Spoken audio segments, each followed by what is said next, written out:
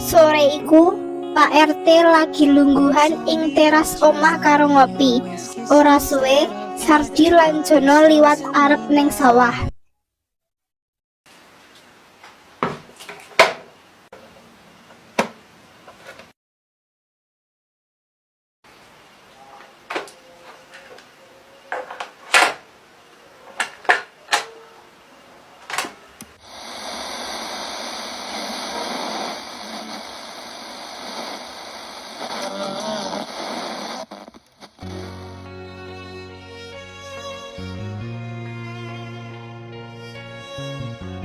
Selamat malam para mania dangdut di manapun Anda berada. Kopine pancen maknyus, Bu.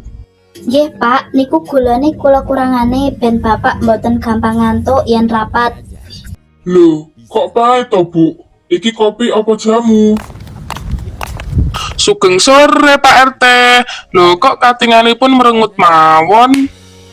Hahaha, mesti kakean kopi pahit ya, Sar. Walah Sardi, Jono, iki lho, kopine Bu RT pahit banget. Rasane koyo utang sing ora lunas-lunas.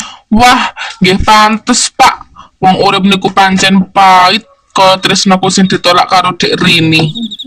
Wus, malah curhat. Pak RT, niki wau kula kalih Sardi arep matur babagan kerja bakti dinten Minggu besok. Oh nggih, bener. Kabeh warga kudu melu ya, aja nganti ana sing bolos. Nggih Pak, siap. Nanging nopo angsal nggawa kanca Pak? Kanca sapa? Kanca turu Pak. Sardi, Pak RT ki serius malah guyon.